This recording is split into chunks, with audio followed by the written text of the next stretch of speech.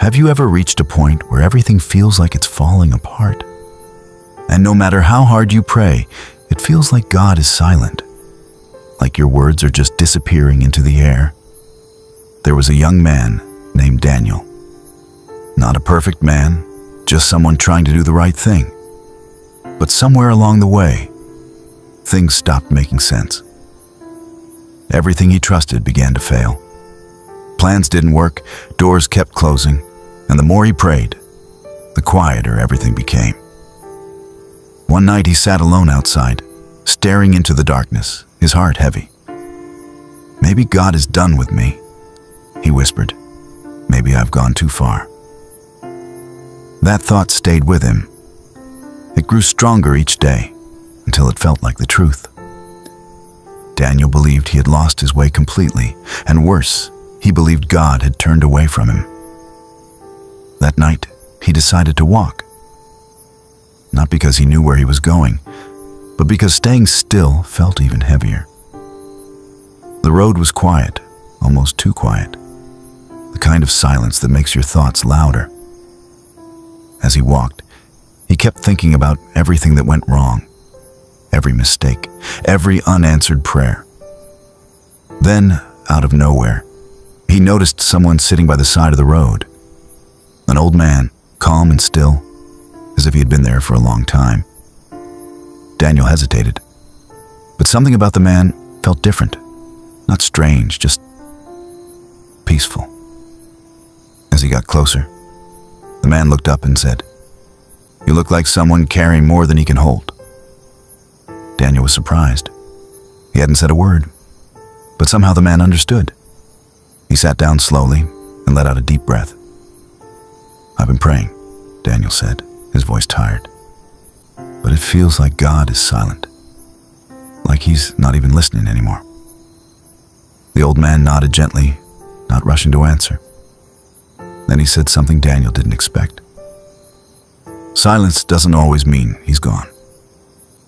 Daniel frowned slightly. "Then what does it mean?" he asked. The old man looked out into the darkness and said, "Sometimes silence is where understanding begins." Daniel didn't fully get it, so the man continued, "You've been looking for answers in noise, in signs, in something obvious. But not everything important is loud. There's a verse that says, 'Be still and know that I am God.' That's stillness. Most people don't understand it. They think it means doing nothing. But it actually means learning to trust, even when you don't hear anything." Daniel stayed quiet, listening closely now. The man went on, "There's also a story where God's presence was not in the strong wind, not in the earthquake, not in the fire, but in a gentle whisper. And if your life is full of noise, you might miss that whisper." Daniel looked down, thinking about how restless his mind had been, how desperate he felt for something big, something clear. Maybe he had been listening the wrong way.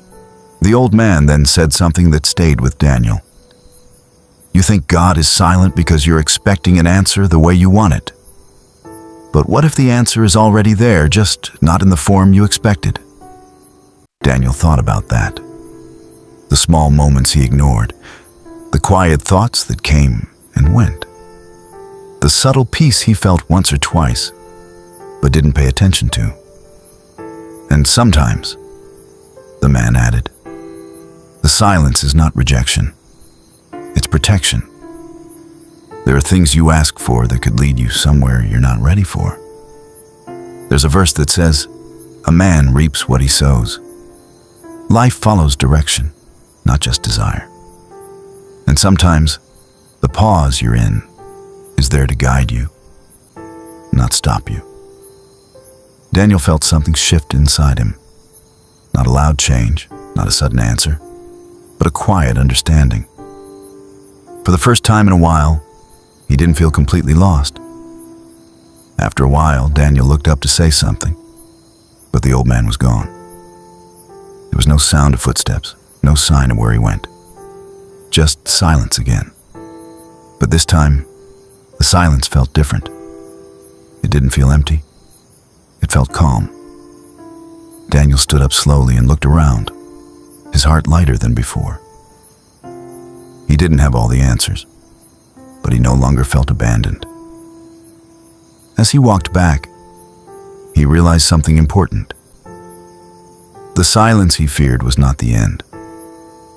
It was part of something deeper, something shaping him in ways he didn't understand before. If you feel like Daniel, like you've lost your way and God is quiet when you need him most, don't rush to believe that you've been forgotten. Sometimes, what feels like silence is where clarity begins. And if you keep listening, not just with your ears, but with your heart, you might realize that the silence was never empty. It was preparing you all along,